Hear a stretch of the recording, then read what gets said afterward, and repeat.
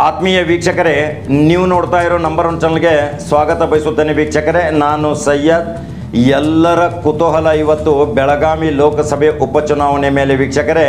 ಯಾಕಂದರೆ ಅಭ್ಯರ್ಥಿ ಯಾರಾಗ್ತಾರೆ, B J ಪಿಯಿಂದ ಯಾರು ಅಭ್ಯರ್ಥಿ ಕಣದಲ್ಲಿ ಉಳಿತಾರೆ, ಯಾವ ಅಭ್ಯರ್ಥಿ ಇಲ್ಲಿ ಅವಶ್ಯಕತೆ ಇದೆ, ಎಂಥ ಅಭ್ಯರ್ಥಿ ಬೇಕು ಅನ್ನೋದು ಎಲ್ಲವೂ ಕ್ಷೇತ್ರದಲ್ಲಿ ಪ್ರಮುಖ ರಾಜಕಾರಣಿಗಳು, ಪ್ರಮುಖ ಶಾಸಕರು, ಮಾಜಿ ಶಾಸಕರು ಎಲ್ಲರೂ ಸಹಿತ ತೀವ್ರ ಚರ್ಚೆಯಲ್ಲಿ ತೊಡಗಿದ್ದು ತುಂಬ ಕುತೂಹಲ ಮೂಡ್ತಾ ಇದೆ ವೀಕ್ಷಕರೇ. ಇಲ್ಲಿ ಒಬ್ಬರು ಅಭ್ಯರ್ಥಿ ಬರ್ತಾ ಇದ್ದಾರೆ. ಇದೊಂದು ಎಲ್ಲರಿಗೂ ಕುತೂಹಲ. ಬೆಳಗಾವಿ ಉಪಲೋಕಸಭಾ ಚುನಾವಣೆಗೆ ಇದಕ್ಕೆ ಸಂಪೂರ್ಣವಾಗಿ ಒಂದು ಸಿಸ್ಟಮ್ ತಯಾರಾಗ್ತಾ ಇದೆ. ವಿದೇಶದಿಂದ ಒಬ್ಬರು ವ್ಯಕ್ತಿ ಬರ್ತಾ ಇದ್ದಾರೆ ಅಂದರೆ ನಿಮಗೆ ನಿಜಕ್ಕೂ ಅಚ್ಚರಿ ಆಗಬಹುದು. ಈಗಾಗಲೇ ಅಲ್ಲಿ ಅನಿವಾಸಿ ಭಾರತೀಯರ ತಂಡ ಹೈಕಮಾಂಡ್ ಮೇಲೆ ಪತ್ರದ ಮುಖಾಂತರ ತೀರುವ ಒತ್ತಡ ಸಹಿತ ತರ್ತಾ ಇದ್ದಾರೆ. ಅಲ್ಲಿ ಕನಿಷ್ಠ ಲಕ್ಷಾಂತರ ಜನ ಅನಿವಾಸಿಯ ಕರ್ನಾಟಕದ ಜನ ಅಲ್ಲಿ ವಾಸಿಯಾಗಿದ್ದಾರೆ. ಅಲ್ಲಿಯೂ ಚುನಾವಣೆ ಪ್ರಕ್ರಿಯೆ ಆಗಿದೆ. ಅಲ್ಲಿ ಟ್ರಂಪ್ ಅವರ ಚುನಾವಣೆ ಗೆಲುವಿಗಾಗಿ ಮೋದಿಯವರ ಪ್ರಯತ್ನವೂ ಸಹಿತ ಇದೆ. ಅದಕ್ಕೋಸ್ಕರ ಟ್ರಂಪ್ ಅವರು ಭಾರತಕ್ಕೆ ಬಂದು ಮೋದಿಯವರ ಕೈ ಜೋಡಿಸಿ ಇಲ್ಲಿಯ ಅನಿವಾಸಿ ಭಾರತೀಯರು ಅಮೆರಿಕಾದಲ್ಲಿ ವಾಸಿಯಾಗಿದ್ದಕ್ಕೆ ಅವರಿಗೆ ನನಗೆ ಮತ ನೀಡುವಂತೆ ಮತ ಯಾಚನೆ ಮಾಡುವುದಕ್ಕೋಸ್ಕರ ಟ್ರಂಪ್ ಅವರು ಮೋದಿಯವರ ಮೇಲೆ ಒತ್ತಡ ಹೇರಿದ್ದು ನೀವು ಎಲ್ಲರೂ ನೋಡಿರ್ಬೋದು ವೀಕ್ಷಕರೇ. ಆ ಕನ್ನಡ ಸಂಘಟನೆಯ ಅನೇಕ ಕಾರ್ಯಕ್ರಮಗಳನ್ನು ಅಮೆರಿಕಾದಲ್ಲಿ ಮಾಡಿ ಅನೇಕ ಸಂಘ ಸಂಸ್ಥೆ ಜೊತೆ ನಿಕಟ ಸಂಪರ್ಕ ಇಟ್ಕೊಂಡು ಬೆಳಗಾವಿ ಜಿಲ್ಲೆಯ ಒಬ್ಬ ಸುಪುತ್ರ ಒಳ್ಳೆಯ ಅತ್ಯಾಧುನಿಕ ಶಿಕ್ಷಣ ಪಡೆದು ಆಧುನಿಕ ತಂತ್ರಜ್ಞಾನದ ಉನ್ನತ ವ್ಯಾಸಂಗ ಮಾಡಿ ಈಗ ನಿರ್ವತ್ತಿ ಅಂಚಿನಲ್ಲಿದ್ದಾರೆ.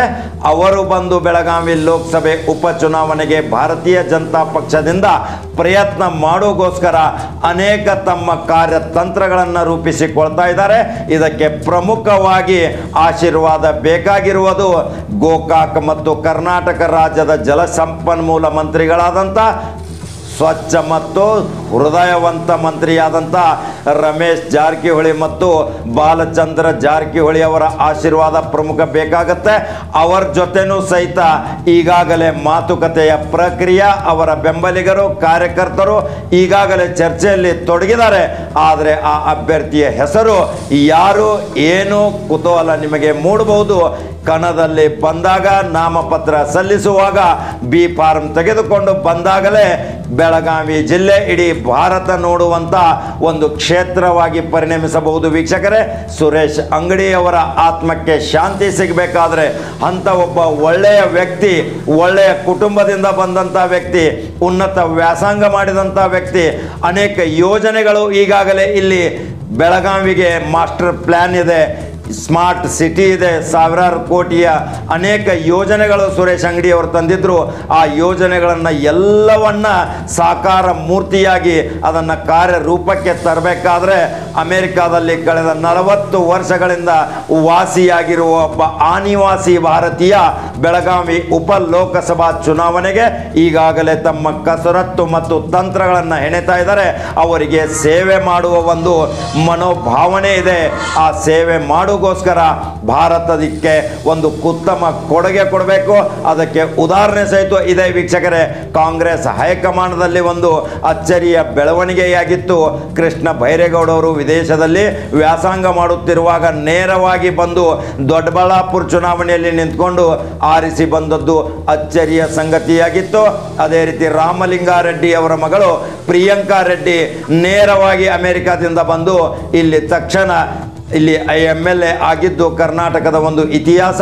ಈಗ BJPದಿಂದ ನೇರವಾಗಿ ಅಮೆರಿಕಾದಿಂದ ಬಂದು ಅನೇಕ ಜನರ ಜೊತೆ ಸ್ನೇಹ ಭಾವನೆ, ಅನಿವಾಸಿ ಭಾರತೀಯರ ಸಂಘಟನೆ, ಕನ್ನಡ ಸಂಘಟನೆ, ಅನೇಕ ಅಲ್ಲಿ ಸತ್ಕಾರ ಸಮಾರಂಭಗಳನ್ನು ಅನಿವಾಸಿ ಭಾರತೀಯರು ಇಲ್ಲಿ ಭಾರತೀಯ ಪ್ರತಿಭೆಗಳನ್ನು ಅಮೆರಿಕಕ್ಕೆ ಕರೆಸಿ ಅನೇಕ ತಮ್ಮ ಮಹತ್ತರವಾದ ಕೊಡುಗೆಗಳನ್ನು ಕೊಟ್ಟು ಅಲ್ಲಿಯೂ ಸಹಿತ ಜನಪ್ರಿಯತೆಗೊಳಿಸಿ ತಮ್ಮ ಅನೇಕ ಸಾಮಾಜಿಕ ಚಟುವಟಿಕೆಗಳನ್ನು ಮಾಡಿ ಅಮೆರಿಕಾದಲ್ಲಿ ಹೆಸರು ವಾಸಿಯಾದಂಥ ಮಾಡುವಂಥ ಒಂದು ಬೆಳಗಾವಿ ಜಿಲ್ಲೆಯ ಸುಪುತ್ರ ಇನ್ನು ಲೋಕಸಭೆಯ ಮೇಲೆ ಕಣ್ಣಿಟ್ಟಿದ್ದಾರಂದ್ರೆ ಬೆಳಗಾವಿಯ ಸೌಭಾಗ್ಯನೇ ಅನ್ನೋದು ಇದಕ್ಕೆ ಪ್ರಮುಖವಾಗಿ ರಮೇಶ್ ಜಾರಕಿಹೊಳಿ ಅವರು ಯಾವ ಮಾಸ್ಟರ್ ಮೈಂಡ್ ಮತ್ತು ಯಾವ ಟೆಕ್ನಿಕ್ ಉಪಯೋಗ ಮಾಡ್ಕೋತಾರೆ ಈ ಅಭ್ಯರ್ಥಿಗೆ ಟಿಕೆಟ್ ನೀಡಿದರೆ ಇಲ್ಲಿ ಬೆಳಗಾವಿ ಜಿಲ್ಲೆಗೆ ಒಂದು ಉನ್ನತ ವ್ಯಾಸಂಗ ಮಾಡಿ ಅಮೆರಿಕಾದಿಂದ ನೇರವಾಗಿ ಬಂದು ಇಲ್ಲಿ ಸಂಸತ್ ಸದಸ್ಯನಾಗಲಿಕ್ಕೆ ಒಂದು ಅರ್ಹತೆ ಪಡೆದಂಗಾಗುತ್ತೆ ವೀಕ್ಷಕರೇ.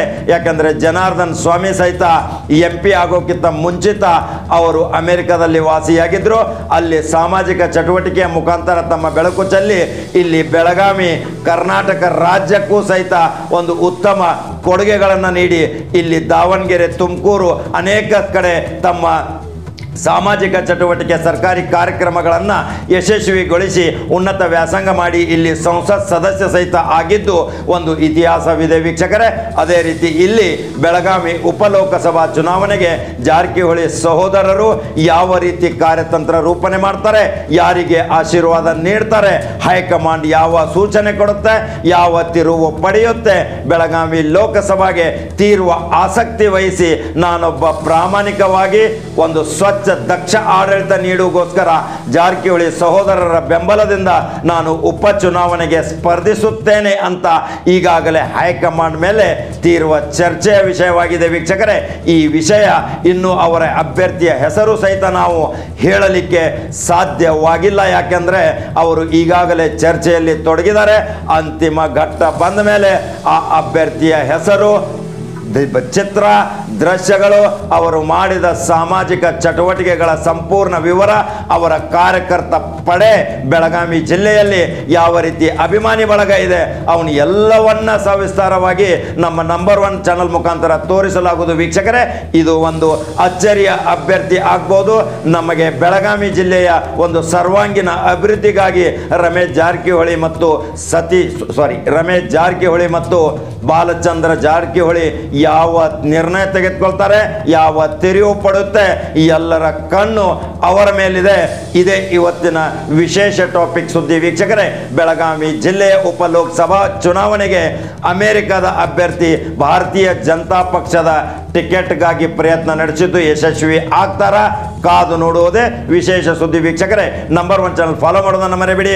ಇಂಥ ಅದ್ಭುತ ಸುದ್ದಿಗಳಿಗಾಗಿ ಸಬ್ಸ್ಕ್ರೈಬ್ ಆಗಿ ಯಾವಾಗಲೂ ತಪ್ಪದೆ ಮರೆಯಬೇಡಿ.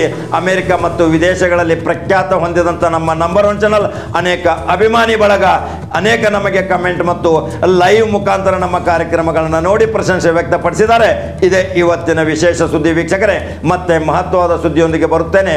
ನಮಸ್ಕಾರ ವೀಕ್ಷಕರೇ.